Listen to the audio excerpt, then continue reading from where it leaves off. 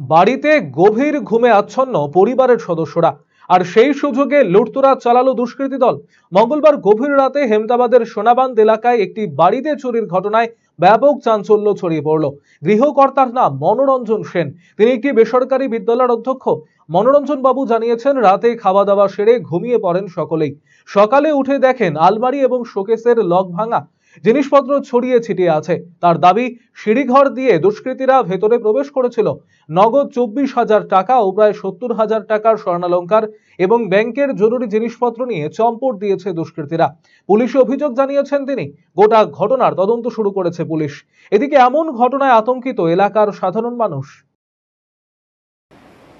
গত রাতে আমরা তো বুঝতে পারিনি, কারণ বাইরের গেটে বা মেইন দরজায় তালা দেওয়া ছিল, কিন্তু তারপরেও আমাদের যে সিঁড়ি রুমের যে দরজা, ওই দরজা ছিল না। ওই দরজা দিয়ে ওরা প্রবেশ করেছে চোরেরা। কখন প্রবেশ করেছে এটা আমরা অনুভব করতে পারিনি, আমরা গভীর ঘুমেছিলাম। তো সকালবেলা ঘুম থেকে উঠে দেখি আমাদের আলমারি বা শোকেস আর সেগুলো তালা ভাঙা, আর তারপরেই সব দেখে আমরা বুঝতে পারি যে না, নিশ্চয়ই কিছু আর আমাদের বাড়ি থেকে চুরি হয়েছে। এরপরে ঘরের সমস্ত যে টেবিল বা শোকেসের ড্রয়ারগুলো দেখার পরে দেখছি যে না, আমাদের টাকা, সোনার কিছু গহনা ছিল, আর এগুলো সব বের করেছে।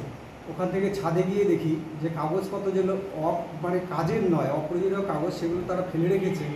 আর ব্যাংকের পাসবই, এটিএম, এ ধরনের কাগজ যেগুলো, সেগুলোর সঙ্গে 24,000 টাকা আর হচ্ছে গিয়ে আমাদের ওই কিছু সোনার অলংকার, প্রায় ওই 70,000 টাকার মতো তার মূল্য হতে পারে। এই জিনিসগুলো নিয়ে তারা চলে গেছে। কি মানে এটা কি কোনো চোর বা কি কারা করতে পারে, এটা কি মনে হচ্ছে? না, এটা তো একদম নিশ্চিত চুরি, আর চোরেরাই এসেছে, গভীর রাতে এসেছে, আমরা বুঝতেও পারিনি। এইখানে কি মানে আড্ডা বেড়ে গেছে নাকি বাইরের লোকজনেদের? আমাদের বাড়ির সামনে যে মাঠটা আছে, সেখানে তো আমরা সর্বদাই লক্ষ্য করছি যে অনেক গভীর রাত পর্যন্তই কিন্তু লোকেদের আনাগোনা হয়, কিন্তু তারা কারা বা কে সেটা তো আমরা বুঝতে পারছি না। পুলিশকে জানিয়েছেন? হ্যাঁ, বিষয়টা লিখিত আকারে পুলিশের কাছে আমরা আবেদন করেছি, এর একটা সৎ তদন্ত হোক। কারণ এভাবে দেখা গেল আজকে আমার বাড়িতে দুর্ঘটনা ঘটেছে, আগামীতে আমার প্রতিবেশী কারোর বাড়িতে এই ধরনের দুর্ঘটনা ঘটবে, এটা তো আমি চাইছি না মন থেকে। তাই লিখিত আকারে থানায় অভিযোগ করেছি এবং স্যারকে আমি বলেছি যে এটার একটা সঠিক তদন্ত